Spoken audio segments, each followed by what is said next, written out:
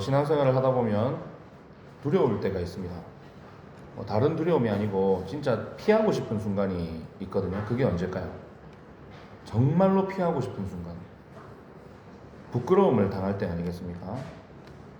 나의 허물과 숨겨둔 죄가 하나님 앞에서 그리고 사람들 앞에서 명백히 드러나는 순간, 그런 때야말로 정말 숨어버리고 싶고 피하고 싶고 할 수만 있다면 그런 말 아무도 못하게 하고 싶고 이런 게 인간의 본능 아니겠습니까?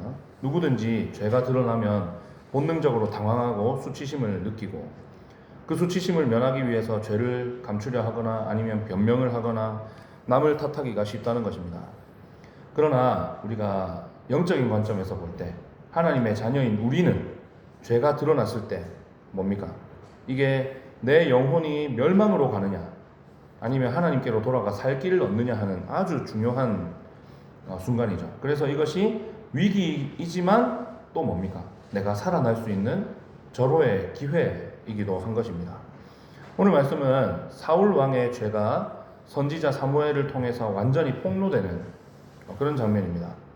사울은 아말렉을 진멸하라는 하나님 명령에 90% 순종했습니다. 그죠? 100% 안 하고 90% 했어요. 퍼센테이지로 보면 어때요? 순종한 겁니까? 안 한 겁니까? 상식적으로 보면 한 것 같잖아요. 90% 이야 대단하네. 10%는 못했지만 90을 했네. 이런 생각할 수 있잖아요. 그 안 한 10%가 뭐였습니까?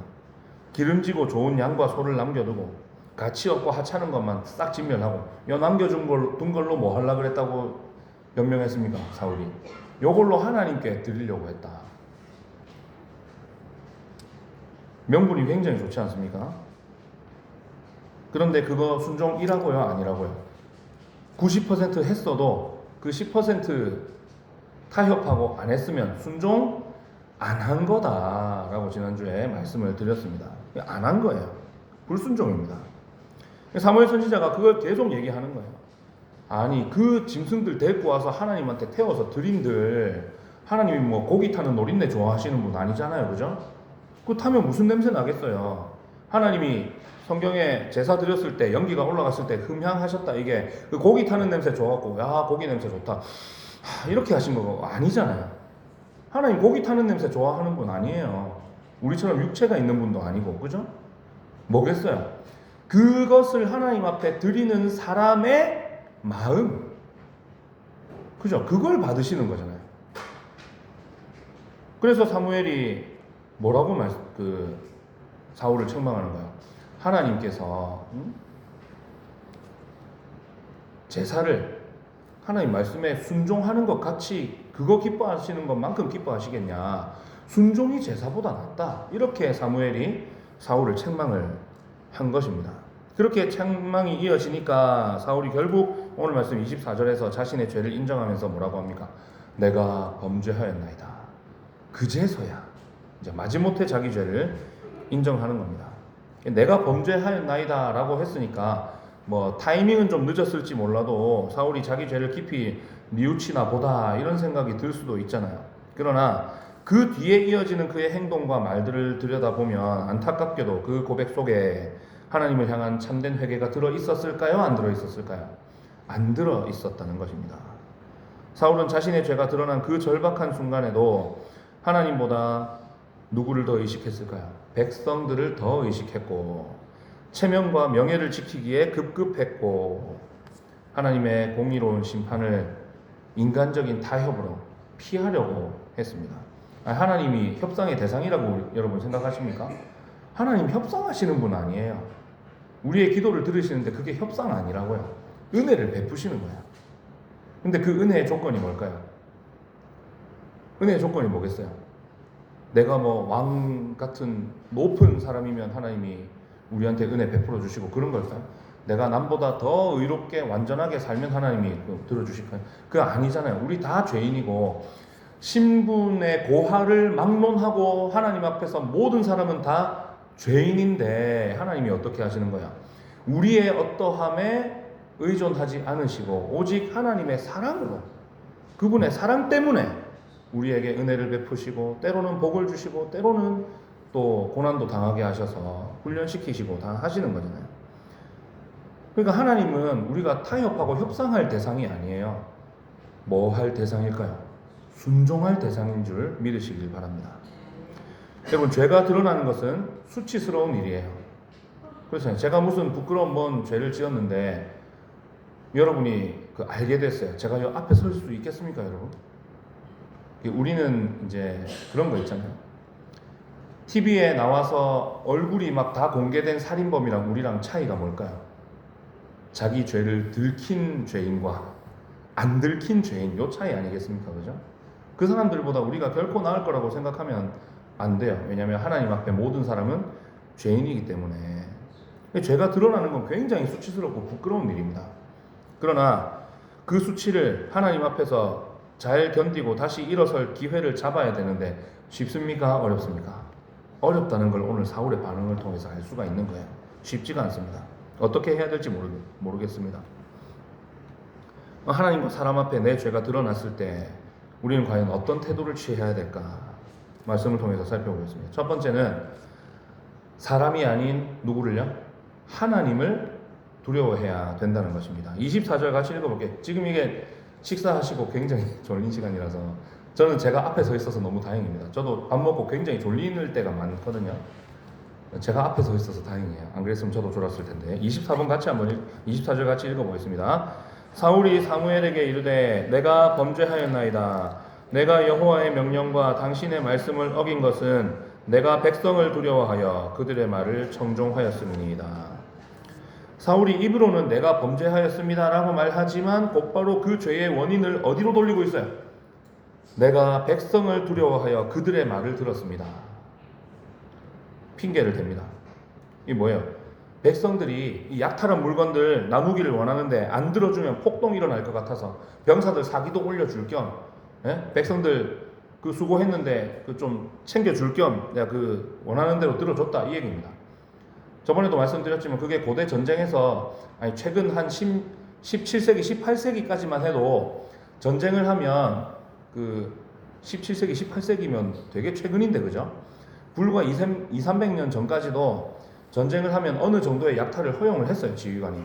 그렇게 해야 군인들, 병사들 사기가 올라가니까 굉장히 상식적인데 지금 사울이 이걸 핑계로 자기 죄를 어떻게든 덜어보려고 망신을 어떻게든 좀 피해보려고 하고 있는 겁니다.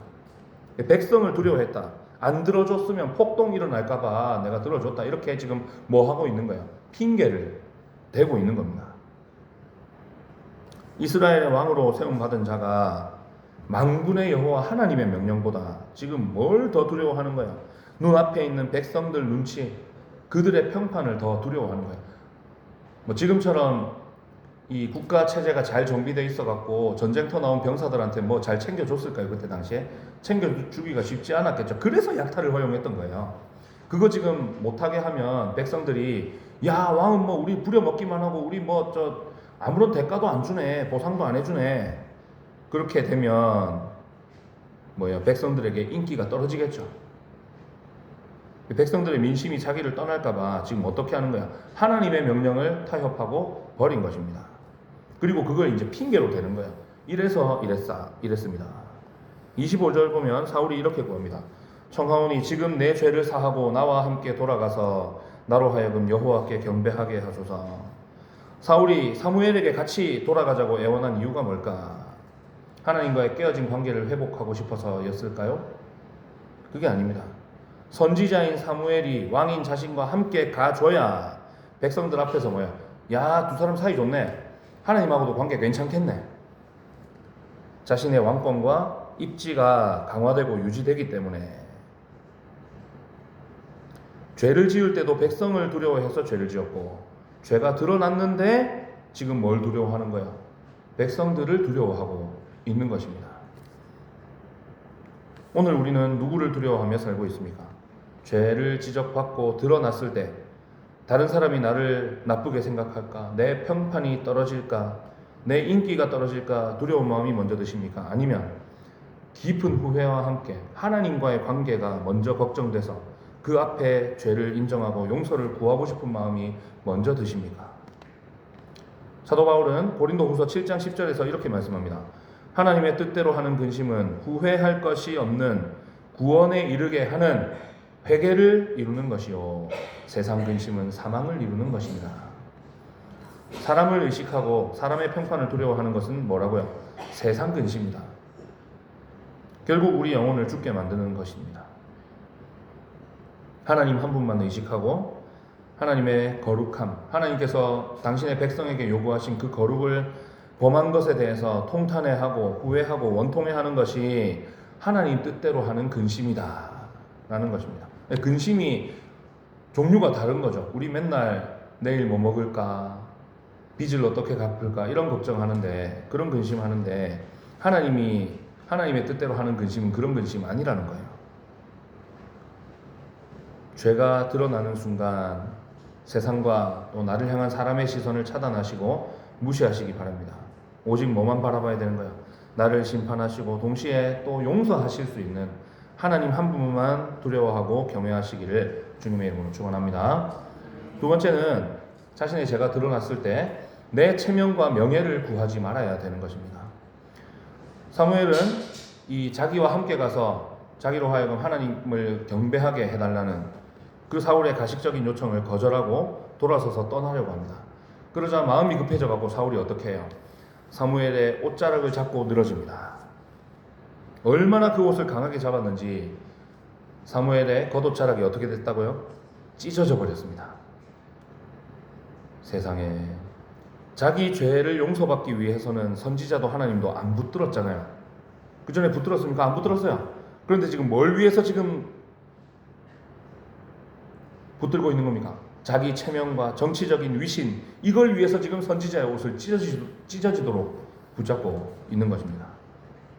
이에 사무엘이 그 찢어진 옷자락을 상징물로 사용하면서 하나님의 심판을 더 확정적으로 선언해버립니다.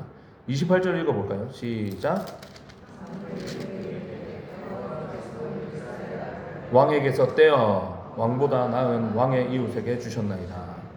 사울이 자기 옷을 잡아당겼어요. 찢어졌어요. 그 찢어진 조각 딱 들고 선언하는 거예요. 여호와께서 오늘 이스라엘 나라를 내 옷이 이렇게 뜯어진 것처럼 왕에게서 뜯어서 왕보다 나은 왕의 이웃에게 주셨습니다. 주셨습니다. 주실 것입니다가 아니라 주셨습니다. 왕위가 폐위되고 나라가 찢겨나갈 것이다. 이렇게 선언해버린 거예요. 그런 청천벽력 같은 소리를 듣고도 사울이 한 반응이 뭘까? 30절. 사울이 이르되 내가 범죄하였을지라도 이제 청하옵나니 내 백성의 장로들 앞과 이스라엘 앞에서 나를 높이사 나와 함께 돌아가서 내가 당신의 하나님 여호와께 경배하게 하소서 하더라. 사울의 속마음이 아주 적나라하게 드러나죠. 내 범죄했는 거 알겠다고 그래. 알겠다고. 나 죄 지은 거 알았다고 그래. 알았는데 백성들 앞과 이스라엘 앞에서 나를 높여달라고 지금 얘기하고 있는 거야. 알았다고 그래 하면서. 지금 어느 게 더 중요해요? 백성들한테 버림받는 게 더 심각해요? 하나님께 버림받는 게 더 심각해요? 하나님께 버림받는 게 더 심각해요. 그렇잖아요. 그런데 지금 그가 생각하고 있는 건 뭐밖에 없는 거야? 자기 위신, 자기 체면 밖에 없는 겁니다. 심지어 그는 하나님을 이제는 뭐라고 부르고 있어요? 뭐 자포자기 했습니까? 당신의 하나님 여호와라고 부르고 있어요. 사무엘의 하나님이 이스라엘의 왕인 자기 하나님은 아닙니까, 여러분? 맞잖아요. 그런데 당신의 하나님이래요. 하나님과의 관계에 스스로 벽을 쳐버리는 거예요. 당신 그래 알았어, 내 하나님 아니야. 그러니까 사울에게 있어서 하나님은 나의 하나님도 아닐 뿐더러 뭡니까? 자기의 체면을 유지하기 위해서 필요한 도구로 지금 하나님을 이용하려고 하고 있는 거예요. 여러분, 우리가 하나님의 도구입니까? 하나님이 우리의 도구입니까? 우리가 하나님의 도구잖아요. 그런데 하나님은 도구를 높여주시죠. 어떨 때 그 도구의 사명을 제대로 감당할 때 도구임에도 불구하고 그를 높여주시고 복을 주시잖아요. 사울이 이걸 완전히 거꾸로 생각하고 있는 거예요. 도구 주제에 그걸 들고 사용하시는 하나님, 자기가 이용하려고 하고 있는 것입니다. 우리가 참된 회개로 나가는 길을 막아서는 제일 무서운 장애물이 뭘까? 그게 바로 체면과 자존심이라는 거예요. 정치인들도 보세요. 자기 죄 인정 잘 안 하잖아요. 그죠? 자기가 죄 있다는 걸 말하는 사람을 또 막 고소고발하고 뭐 서로 막 엉망진창으로 하고 있지 않습니까? 그래서 칼빈 선생이 이렇게 말했습니다. 참된 회개는 어디서 시작되느냐? 자기 자신에 대한 완전한 절망과 자존심의 죽음에서 시작된다. 그러니까 자신에 대해서 절망한 자가 진짜 회개를 향해 나아갈 수 있다는 거예요. 체면을 차리려는 마음이 살아있는 한 하나님 앞에서 진짜 회개는 불가능합니다. 내가 교회에서 목사라는 체면, 직분자라는 체면, 세상에서 인정받는 사람이라는 자존심 때문에 하나님 앞에 무릎 꿇지 못하고 진실하게 죄를 자복하지 못한다면 결국 우리도 누구를 따라가는 거야? 사울의 뒤를 그대로 따라가게 되는 것입니다. 반면에 시편 51편 17절을 보면 다윗이 이렇게 고백합니다. 시편 51편이 어떤 계기로 쓰여진 시예요? 바세바를 범하고 우리아를 죽인 일로 선지자 나단에게서 죄를 지적받은 다음에 쓴 시잖아요. 17절에 이렇게 고백합니다. 하나님께서 구하시는 제사는 상한 심령이라. 하나님이여 상하고 통회하는 마음을 주께서 멸시하지 아니하시리이다. 다윗은 어떻게 했어요? 사울은 자기 체면 살리려고 하나님도 포기했어요. 하나님이랑 자기 체면을 바꿔 먹었어요. 무슨 엿 바꿔 먹는 것도 아니고. 진짜 가치가 완전히 다른 거랑 하나님을 바꿔 먹었다니까. 다윗은 어떻게 했어요? 그 무엇과도 바꿀 수 없는 거야. 내가 그 무슨 일이 있어도 하나님은 내가 포기 못하는 거야. 왜? 하나님이 나를 떠나시면 나는 그냥 끝장이니까.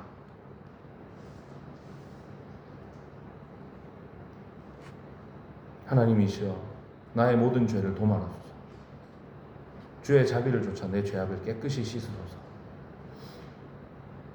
나를 우슬초로 정결케 하시고 주의 구원의 즐거움을 내게 회복시키소서. 나의 명예, 나의 체면, 내 헛된 자존심 다 내려놓으시기를 바랍니다. 하나님 앞에서는 체면을 차릴 필요가 없는 거예요. 우리는 다 죄인이고 다 하나님 앞에서 어린아이고 그런 존재인 겁니다. 1907년 평양 대부흥 당시에 훗날 목사가 되어서 기미 독립선언서에 서명한 민족 대표 33인 중 한 사람이 되었던 당시 길선주 장로님, 장로의 체면 따위는 버리고 내가 이러이러한 죄를 지었습니다. 사람들 앞에서 그게 모범은 아닙니다. 꼭 그래야 되는 거 아니에요. 그런데 꼭 그래야 되는 거 아닌데 누구도 그러라고 시킨 거 아닌데 길선주 장로님이 어떻게 했느냐? 자기 죄를 사람들 앞에 고래고래 소리를 지르면서 고백하고 그게 너무 괴로워서 바닥을 떼굴떼굴 구르면서 통곡했어요. 그 결과 1907년 평양 대부흥의 불씨가 됐죠. 상하고 통회하는 심령으로 엎드릴 때 하나님은 비로소 용서와 회복의 은혜를 우리에게 주시는 줄 믿으시기 바랍니다. 세 번째, 내 죄가 드러났을 때 하나님의 공의로운 심판을 겸손히 받아들여야 됩니다. 사무엘은 인간적인 타협을 시도하는 사울을 향해서 하나님의 계획이 변함이 없다는 사실을 단호하게 선포합니다. 29절 읽어볼까요?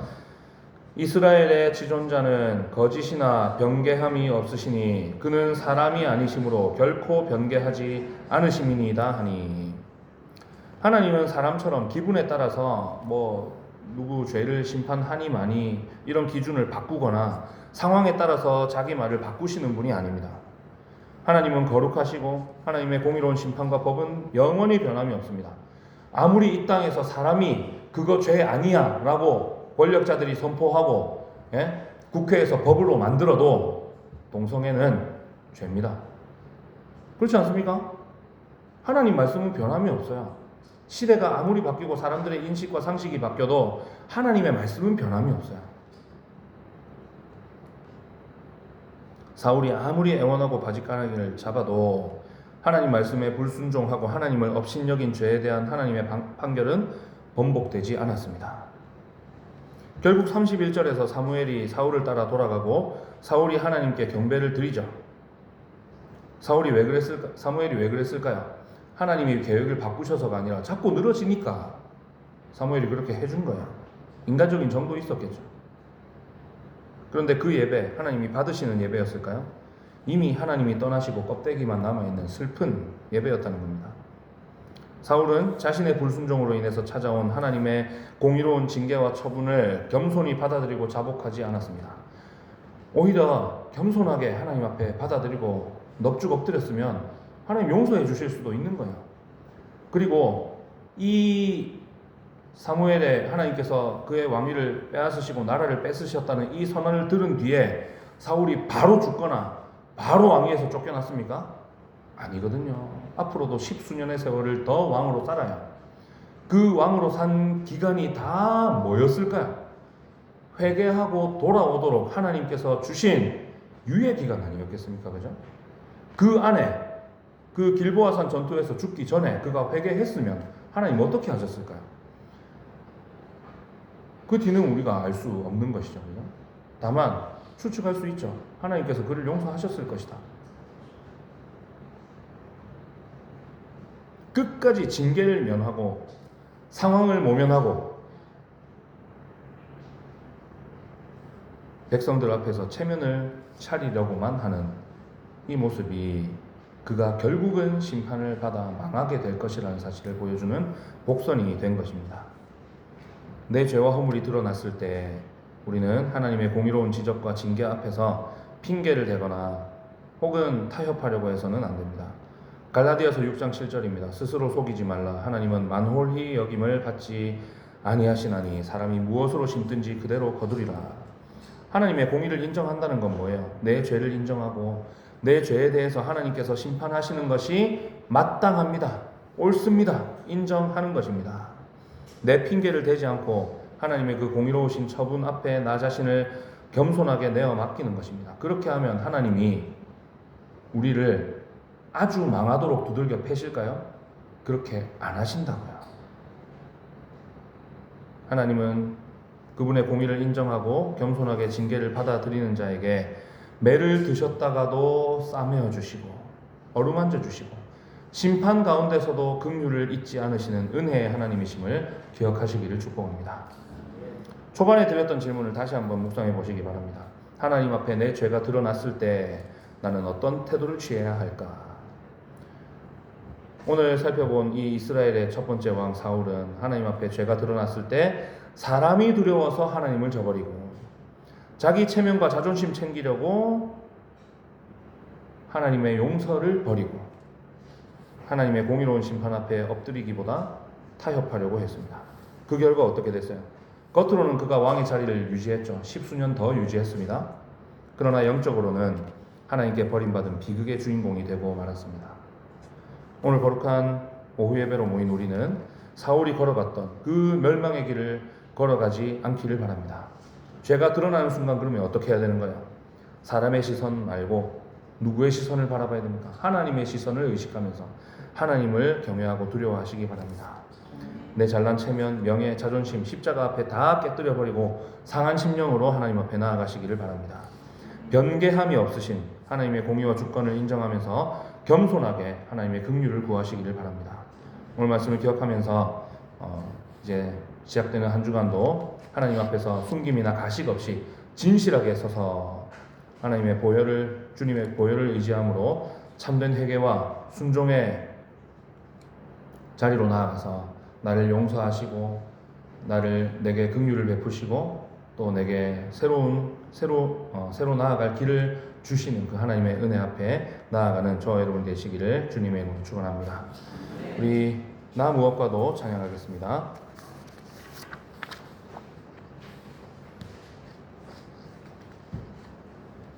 하나님의 그 용서의 은혜 대신 나의 체면과 또 나의 위신을 아무 가치 없는 그것들을 하나님과 바꾸려 했던 지난날들을 회개하면서 결단하며 나아가도록 하겠습니다. 나 무엇과도 주님을 바꾸지 않으리. 나 무엇과도 주님을 바꾸지 않으리. 다른 어떤 은혜 구하지 않으리. 오직 주님만이 내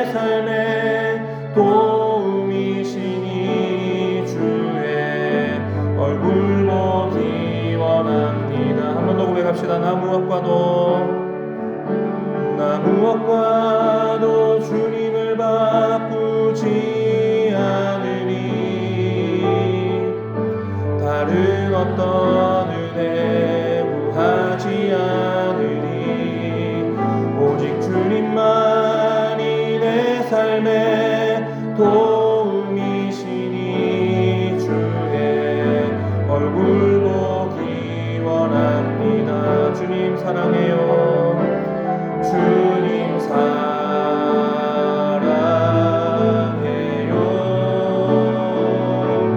온 마음과 정성 다해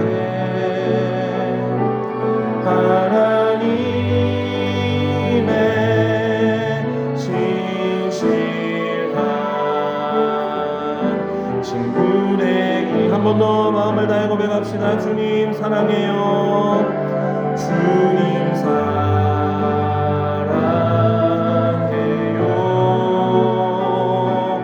온 마음과 정성 다해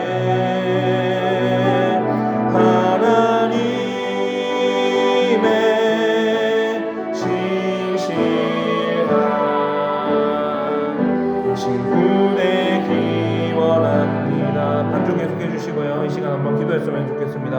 하나님, 우리가 하나님보다 사람의 시선과 평판을 더 두려워했음을 고백합니다.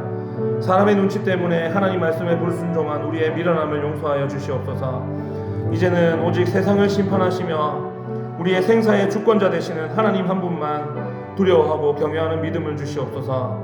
주님 앞에 죄가 드러났을 때도 내 자존심과 체면을 차리려 했던 그 모든 모습을 회개하오니 장로들 앞에서 나를 높여달라 했던 사울의 어리석음을 버리게 하시고 상하고 통회하는 심정으로 십자가 앞에 나아가게 하여 주시옵소서. 내 명예와 자존심이 깨어지고 오직 주의 은혜만 드러나게 하여 주시옵소서. 변함없으신 하나님의 공의를 인정하면서 내 삶의 허물 앞에 핑계대지 않게 하시고 주의 공의로운 말씀 앞에 겸손히 납작 엎드려 진실한 회개와 완전한 순종으로 나아가는 우리가 되게 하여 주시옵소서. 우리 간절히 한번 기도하도록 하겠습니다.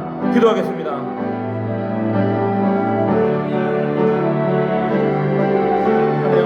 긍휼히 여겨주시기를 소원합니다. 사울과 같은 마음이 내 안에도 있음을 고백합니다.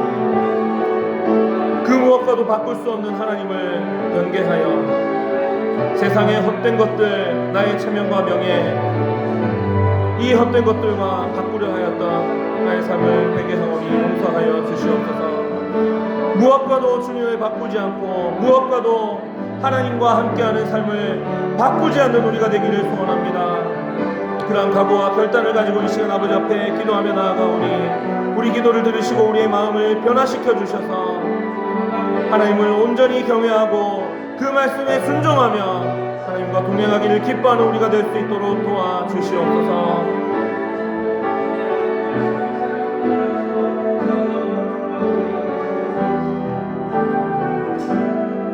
주님 사랑해요.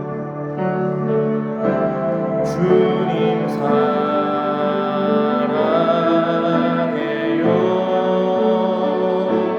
온 마음과 정성 다해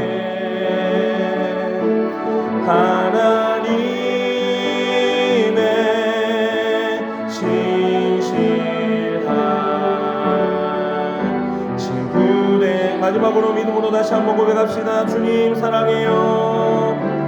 주님 사랑해요.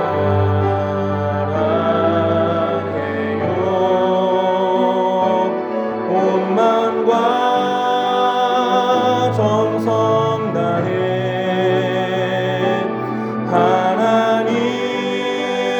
하나님의 신실한 친구 되기 원합니다. 하나님 아버지, 죄가 드러났을 때 진실한 마음으로 죄를 인정하고 회개하는 우리가 되게 도와주시옵소서. 사람의 시선을 의식하지 않게 하시고 능히 나의 영혼마저 지옥에 떨어뜨리시는 그 하나님만 두려워하게 도와주시옵소서. 나의 체면을 세우기보다 신앙을 세우기를 택하게 하시고 하나님의 공의를 강구하면서 정직하게 행하는 우리가 되도록 은혜 내려 주시옵소서. 감사를 드리며 주 예수님의 이름으로 기도하옵나이다. 아멘. 주 예수 그리스도의 은혜와 하나님 아버지의 사랑과 성령님의 교통하심이 이 시간 주 앞에 머리 숙여 경배하는 주의 모든 백성들과 그들의 가정과 산동교회 위에 영원토록 함께 있을지어다. 아멘.